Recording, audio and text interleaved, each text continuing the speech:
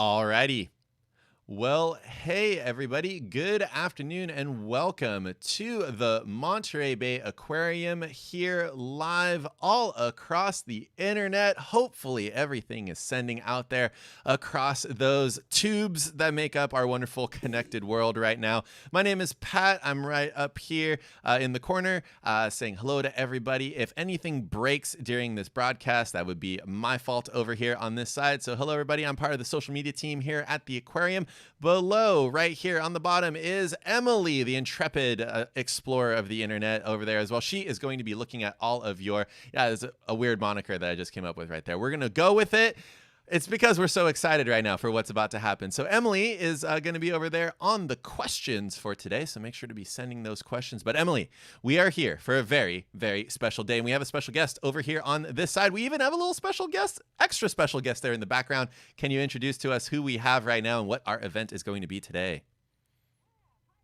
My name is Kayla Campbell, and I'm one of the aviculturists here at the Monterey Bay Aquarium that helps care for all of our birds here in our collection, but also our two Laysan albatross. So we have a special stream for you all today because today is Makana, one of our albatross's 15th birthday. So we've got some fun enrichment.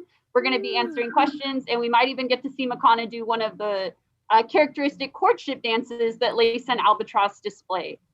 That's very exciting. Emily.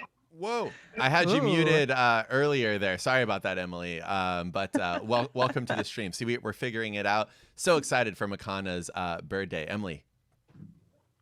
Yeah, we are going to get ready to transition over to Kayla on her phone. Are there any questions so far that you're seeing in the chat there? A lot of comments about how old Makana is. People are, you mentioned she's turning 15 years old today. Is that old for a Laysan albatross, Kayla? Yeah, so that's not old at all for a Laysan albatross. So Makana is 15. Some of you may be familiar with one of the U.S. Fish and Wildlife has an albatross, a Laysan albatross that they tagged in 1956. Her name is Wisdom, and this year Wisdom is 70 years at least in age and is still actively nesting. So it's, typically I believe Laysans live closer to like 30 to 40 years of age, but we definitely have a diamond in the rough with Wisdom. So it's tough to say. They can live quite a long time. Yeah, so at 15 though, Makana is a very young lady.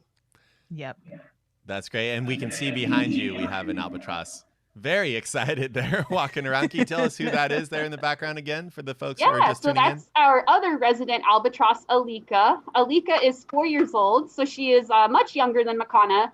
But right now she's contemplating possibly swimming across the pool. That's why we're kind of seeing her opening her wings and kind of waddling around. And then I don't know if you were able to hear it quite, but she did one of their classic beak claps and you could hear her clap, clap, clap.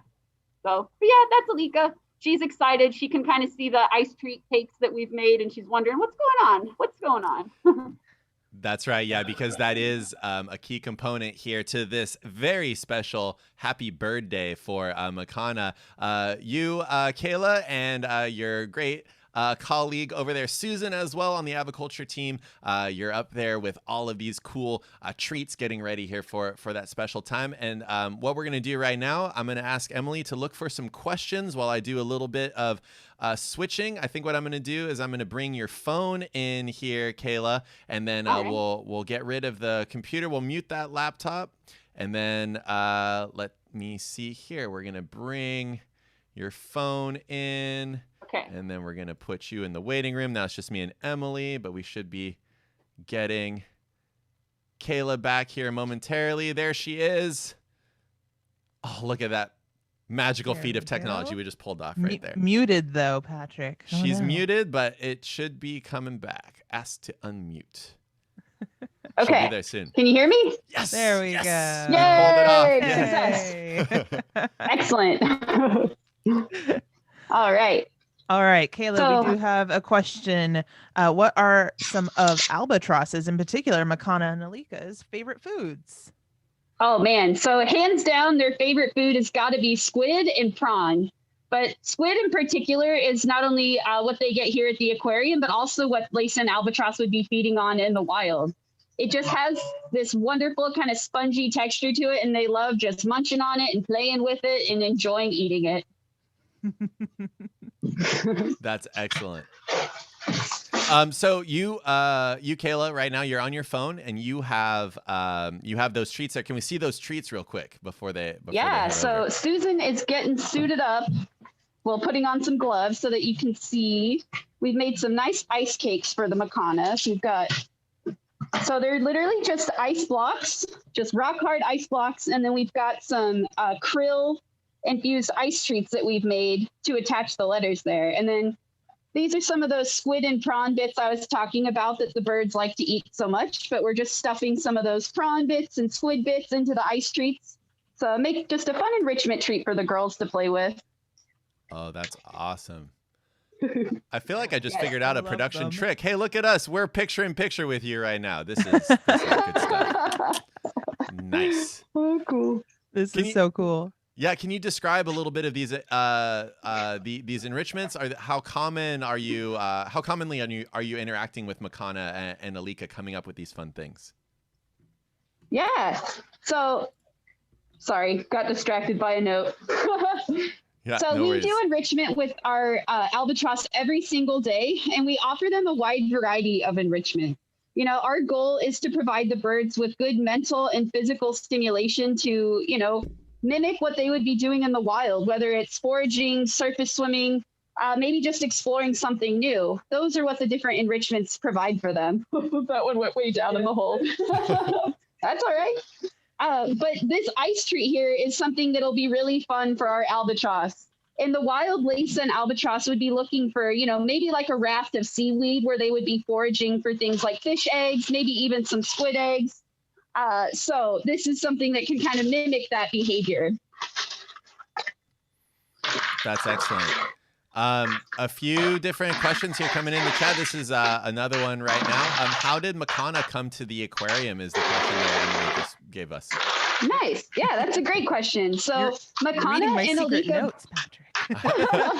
Well, they're coming up on the screen. We're doing a slightly different setup here. Oh, Turns okay. out Zoom behaves. Sorry. No, it turns out Zoom behaves differently on Windows than it does on Mac typically, Kayla. So we're discovering there's a lot of fun treats on the tech end on this side for us too. But I won't put my secret notes in there anymore. yeah, no, it looks like looks like our relationship with Zoom chat is on the rocks as the treat is right now here. Kayla, all that ice. Can you tell us too a little bit about the names there that you had written out, or the ice? Oh, sorry, never mind. We've got Makana coming to say hello. Yeah, so this is Alika saying That's hi. Oh, Alika, excuse me. Oh my goodness. Yeah, no worries. So if we're watching on the video, the easiest way to tell the two albatross apart is going to be their bands. So Alika has a leg band you can kind of see on her right ankle there. And then our star of the hour, Miss Makana, does not have a band on her ankle. But beautiful. I recall one question we had was about how our albatross came to be here at the aquarium. So Yes. both of our albatross both of our albatross were donated to the aquarium through U.S. Fish and Wildlife. So Makana came back in 2006, and then Alika came a little later, much later, in 2017. And Alika was actually part of a conservation group that was formed after Makana's time with U.S. Fish and Wildlife. And she was part of the Pacific Rim Conservation Project. So these birds are both here to be ambassadors for their species, because there's a lot that we can learn about Laysan albatross and their curious little minds, but as well as tell the story of their ancestors and of the other albatross that are out there and the struggles that they face here still on their planet. Absolutely. Oh, man. And these are birds for the folks out there unfamiliar. We've mentioned it a few times, but these are birds you Wanna put typically 'em in? find out there far away from the coastline. People have put satellite tags on them and found that they fly all throughout the Northeast Pacific Basin, from the northwestern Hawaiian Islands, those atolls out there, out into the middle of absolutely nowhere. Pacific Ocean, and then back to those islands. Every once in a while, a Laysan albatross might be seen here in the Monterey Bay. More commonly, we see their cousins, the black-footed albatrosses. And it appears, Kayla, that you are now in much closer proximity to Alika. I believe you have entered the Yes. the space. Is that correct? I have entered the space. So we have our ice cakes here. So I was, the albatross they're very excited. They can tell that something is super exciting is about to happen. So I was like, maybe wanted to kind of hurry up and let them see their fun toys. Absolutely. Susan Schmoker is one of my colleagues here that's also an aviculturist here at the aquarium. So she's helping out today. She also is a very special friend of Makana. So Makana really enjoys doing a lot of the courtship behaviors that Laysan albatross would do with another bird partner. But Makana likes to dance with Miss Susan a lot. Sorry, I'm going to close this door behind you real quick, Susan. Thank you. I can latch it from here. Nice. Sorry, just didn't want to have Alika come out. We can see a little bit from the walking going on, right? Oh, that's so great. You can see a little bit from the walking there with Makana that they're kind of silly on land. So some of you folks out there, if you have grandparents who were out in the Pacific Theater during World War II, that's where a lot of folks may have come across these birds. They're known as goonie birds because of how silly they can be taking off and landing, because they're kind of ungainly when they're on land, but out on the wing, they're some of the best flyers in the bird world out there. But I mean, Kayla, and speaking, sorry, I was just going to say, speaking of their wings, Kayla, we did have a question how big their wingspans are. We saw Alika kind of stretching her wings out a few moments ago. People are noticing these are not small birds. These are bigger than like your average gull that you might see along the shore for folks coming to visit California in the past. These are big birds with really big wingspans. Yeah, so Laysan albatross have about a 5.5 to 6.5 foot wingspan. And between our two females, Alika is a little bit bigger of a bird, so her wingspan is a little bit wider than Makana's. But in fact, they are still a pretty small species of albatross. There's also the wandering albatross. They're found in the southern hemisphere, but those birds have up to an 11-foot wingspan. So if you can imagine just how big those wings of Alika's were, wandering albatrosses are about twice that length. Wow. Can't imagine that 12-foot wingspan, 11.5-foot wingspan of those wandering albatrosses. I'm getting so distracted by the dancing. It's so good. Can you describe for the folks that might be tuning in a little bit more, what's up with the dancing? What is going on there between Susan and Makana? You can see both characters getting into it, trying to sync up what's going on. Describe what we're seeing here. Yeah, so Laysan albatross, they have an annual nesting season, and when they come ashore for that nesting season in the Hawaiian atolls, they will nice sky move there. They will actually start to, meet up with other birds and eventually find a partner. And when they find their partner, they do these elaborate courtship dances where it kind of varies from species of albatross to others. Some will try to mirror one another. Others will try to mimic. But they have these very elaborate moves and vocalizations that they display. And every bird, they can have different, what am I trying to say? They can have different types of dance moves. They can have different types of vocalizations. We have seen quite a few different ones between our two birds. Alika has a pretty cool dinosaur noise, is what we've coined it, that we've started to see recently. But, you see Makana over here going crazy with Susan, and Alika's still kind of like, woo, ice treat, this is awesome. So that's pretty characteristic of their age and their life stage. So as a 4-year-old albatross, Alika's pretty young, and she's at an age where these birds would honestly still be out over open water. They'll typically fledge or leave their nest site when they're, I'm having a total brain fart, but I think it's around 300 days of age. So almost a whole year they'll be at the nest site, but then they'll fledge to the open sea, and then they're actually out over open water. Some birds for several years, some come back after 1 year at sea. Wow. But a lot of them will return to their original nest site. And then they'll just start dating around. You'll see lots of these little goonie birds like Alika doing moves like Miss Makana is right now while they just kind of date and try to find partners. But yeah. And you were describing that little honk that the folks may have just heard just then. That honk is called the sky moo, you were saying, right?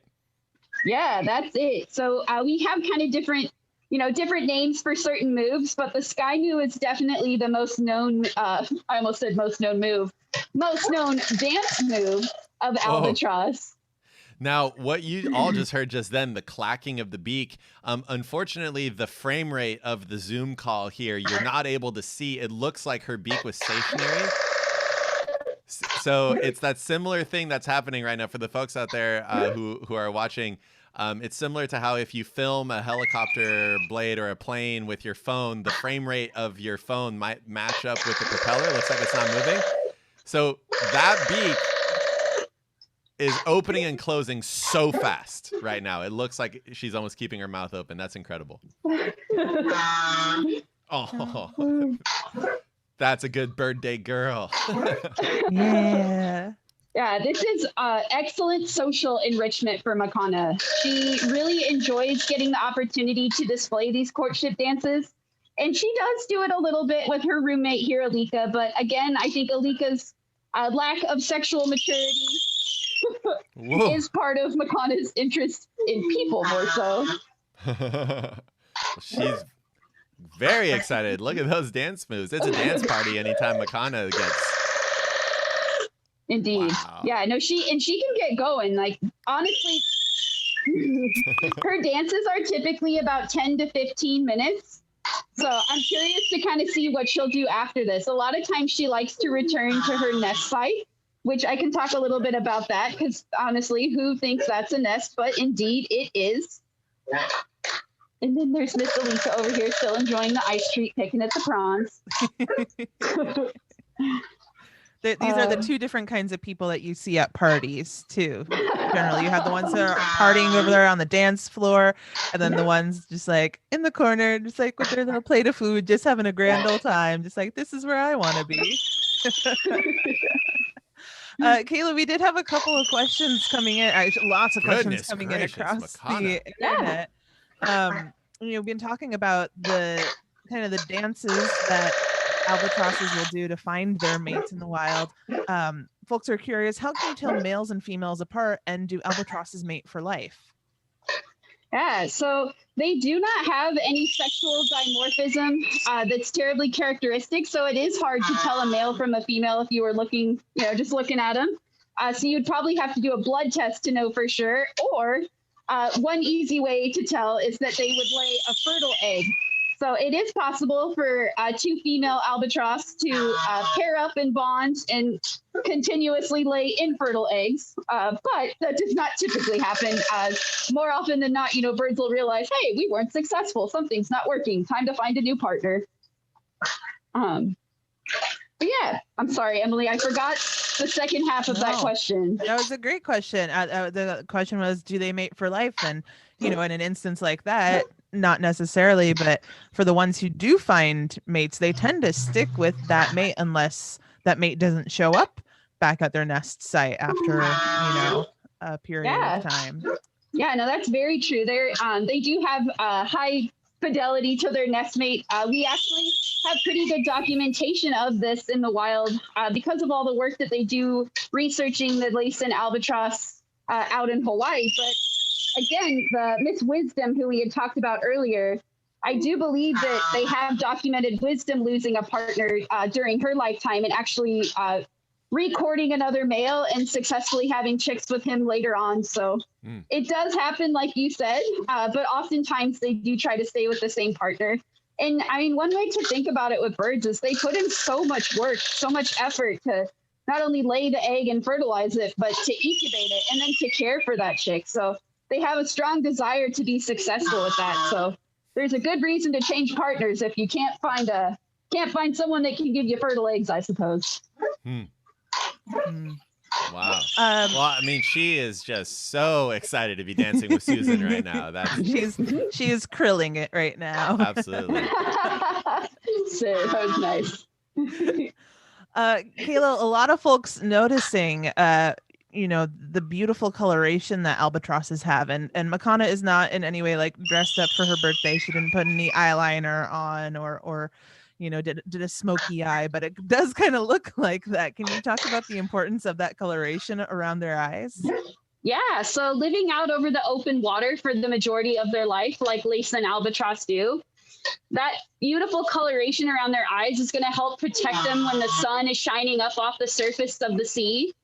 So it kind of works like, you'll see maybe football players put some of that black, I'm not sure exactly what they use, but they'll put like black ink underneath their eyes. And it's similar concept, just protecting their eyes from the bright sun.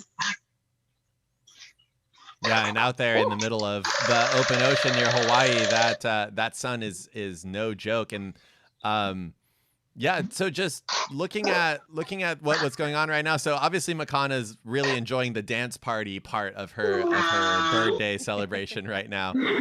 Indeed. With that food there. Something we just wanted to mention, for the folks who are tuning in, we mentioned these are two birds that are here as ambassadors to their species. And one of the things that these birds teach us a lot about is what's going on in that open ocean. And the folks out there may have heard of what's known as the Pacific Garbage Patch. Which is kind of a zone where a lot of plastic trash and discarded fishing nets and things, just the way that the ocean currents go, tends to concentrate these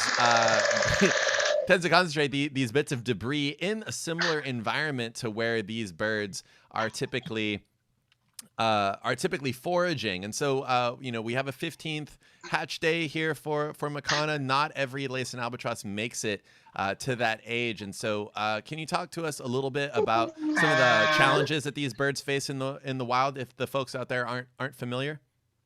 Yeah, absolutely, Patrick. Hitting on the garbage patch is a big one because, as I mentioned a little bit before, these birds typically are surface feeders. So they're going to swim around and they're going to be looking for rafts of seaweed that might have fish eggs growing on them, various things like that. And, we like to think that the birds could distinguish between plastic, but they absolutely cannot. A piece of squid or a piece of prawn can look pretty similar to what would be would be just plastic floating on the surface of the sea. So I did not bring in any of their smaller toys, the enrichment that we provide the birds with, but I, hindsight, should have. I think when we did our last stream, I brought in that tube that actually has some of the plastic that unfortunately did come from Laysan albatross. Oh, yeah, okay. we do. Do you have that with you? Yeah. When it's, sorry, one sec, Susan, it's in the bin under the cart. So cool. We're doing it live. We're doing it live. Susan has to run and grab the prop without disappointing birthday girl over there. Behind the scenes looks. She does have high expectations. She does. She's over here just like, wait, are you using this moment for interpretation and conservation? I thought we were dancing. Thank you. Yes, thank you so much. So Alika's going to model this for us. But as you can see, these are all bits of plastic that were unfortunately collected from deceased Laysan albatross. So, if you imagine this floating around just next to, I'm going to touch the prawn. Ugh, it's so squiddy, Alika. Well, I can't, they're frozen, they're part of the treat now. But to give you an They've idea. become one. Yeah, if you look at these pieces of food and then try to distinguish them between these pieces of plastic, it's very easy for a bird to just misunderstand. And, when she's nibbling for her prawns, she could easily accidentally ingest one of these pieces of plastic. And that's extremely common. Unfortunately, a lot of Laysan albatross in their first year of life, I think I've read, consume up to 100 grams of plastic just in their first year of life. Like, it's wild.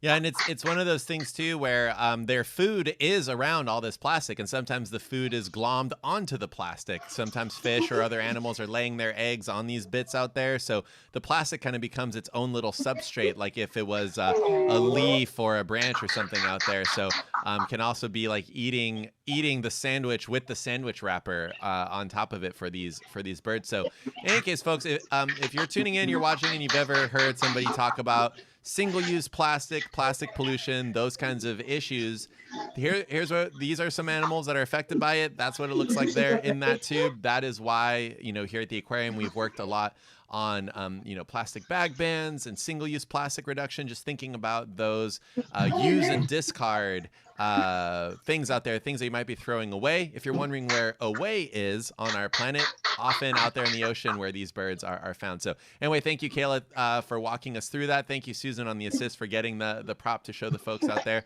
But if you're ever thinking plastic pollution, just think about Makana and Alika as being the types of animals that have to contend with that out there in the open ocean. Definitely. Mm-hmm. Cool. Kayla, are you ready for some more questions? Yeah, let's go. Yeah. All right. Oh my goodness, so excited. A lot of folks, now that we're over by the nest, a lot of folks are curious. Can you tell us more about this nest that Makana has? Yeah. So at the ripe old age of 15, this is the first year that we've had Makana really build a nest and be protective of it. So what that looks like is that she will actively chase not only us away from it if we were to get too close, but also Miss Alika. But that's very normal for Laysan albatross. As I mentioned before, you would have the young birds like Alika walking and dating around the nest sites, and the adult mature birds like Makana chasing off all those darn kids that are getting too close to their porch.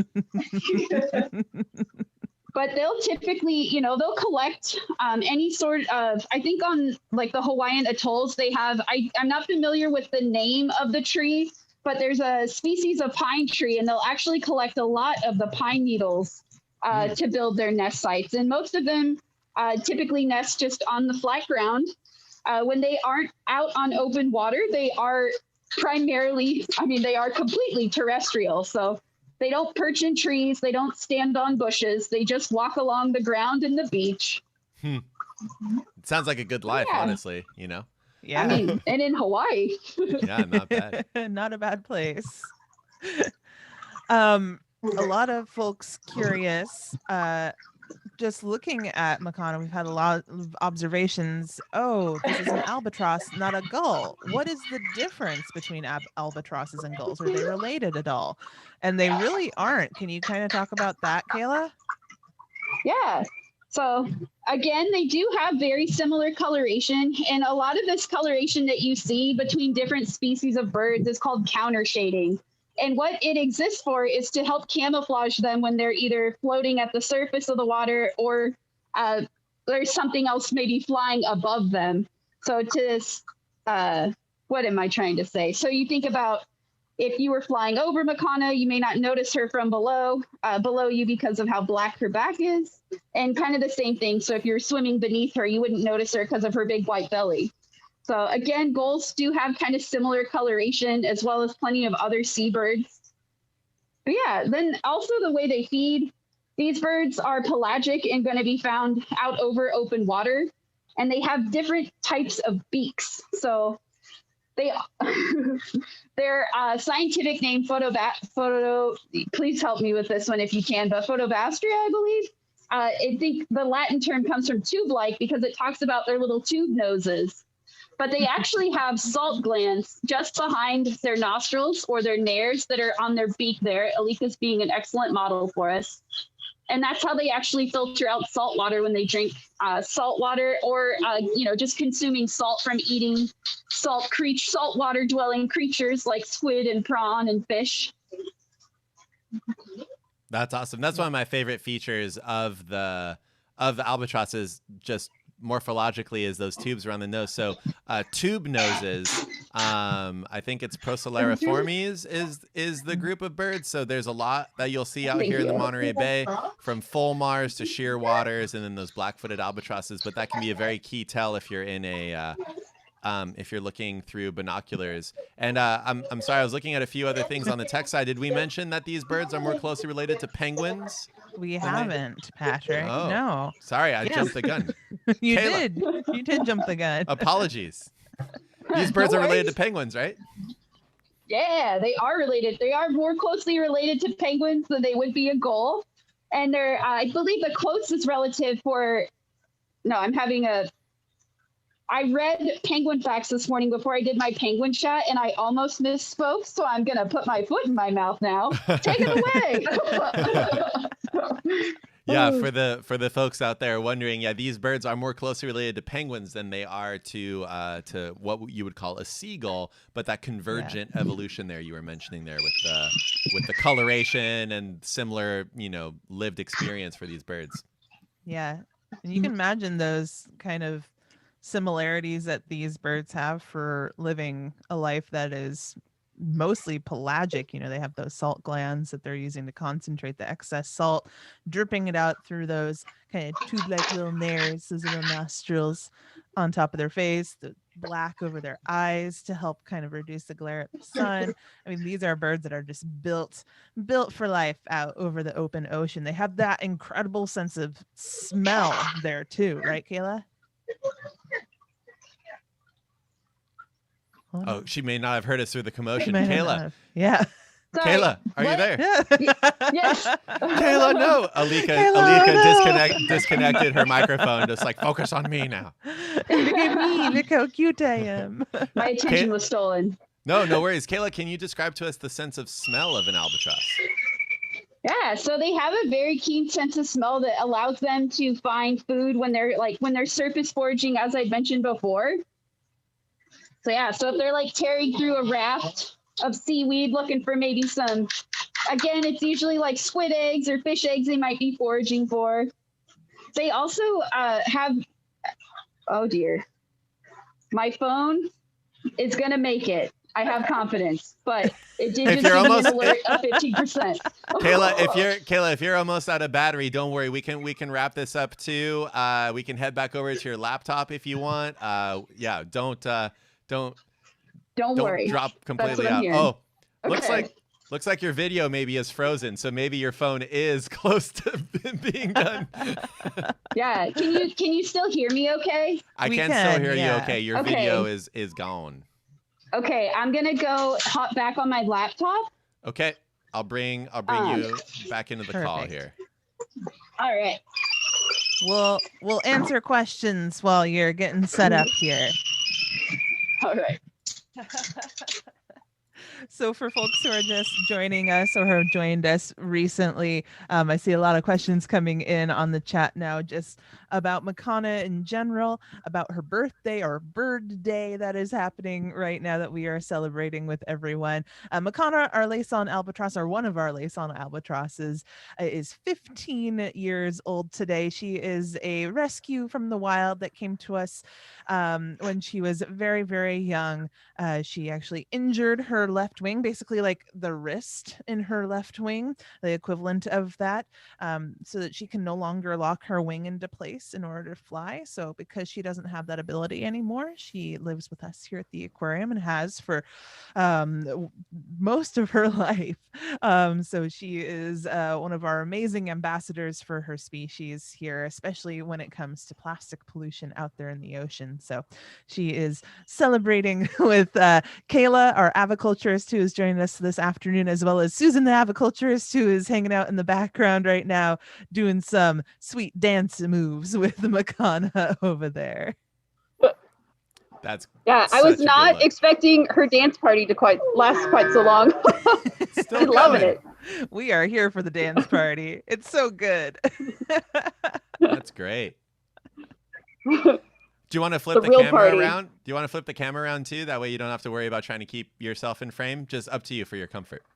Or sorry, you can't. You're on your laptop. On the laptop, Pat. Bad. What am I doing over here? It's okay. I was about to ask you how to do that on my laptop. I think you just hold the you just hold the rip laptop the top and part off and then turn it around. Yeah. No, don't listen to me.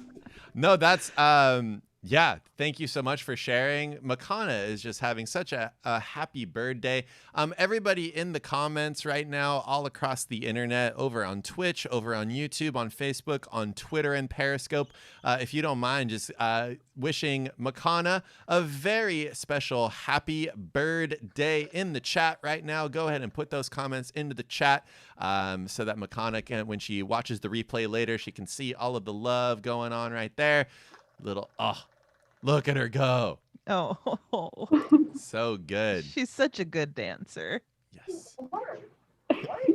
And then once you're done, everybody, thanking Makana, wishing her a great happy birthday. If you could also please in the chat give some huge thanks to Kayla and to Susan here for taking such good care of all of the animals in their care, but especially Makana, these Laysan albatrosses. I don't know if we mentioned we're one of the only institutions in North America to have albatrosses, Laysan albatrosses here that people get to see. So when the aquarium is reopened, we will eventually get back to having Makana come on and say hello to folks. So yeah, this is a really great way for us to get to see them right now while we're closed still. So thank you, Kayla. Mhm. Thank you, Susan.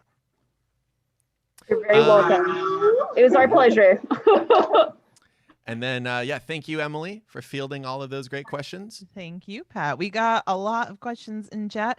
If we didn't get to your question, I'm sorry. I'm frantically trying to go back and answer some of them in here right now. Yeah. But we have Rachel as well we have remotely. Rachel is helping in the out chat right there now. too. Thank you, Rachel. Thank you, Awesome. Rachel. Thank you, social media team. You're amazing. We couldn't do any of this without you. So thank you Oh, both so much. Right back at you, Kayla. This just makes me miss Makana Yeah. and all of you. Oh. We miss you too. Well, thank you so much again, Kayla. Thank you, Susan. Thank you, Makana. Happy birthday, 15th birthday here for Makana. And with that, everybody, thank you so much for watching this very special celebration for Makana here today. Thank you for being a part of the aquarium family, for following us on social media, and we will see you again very soon at the Monterey Bay Aquarium. Thank you so much, everybody, for tuning in. Bye. Have Thanks, a great rest of your day, everyone. everybody.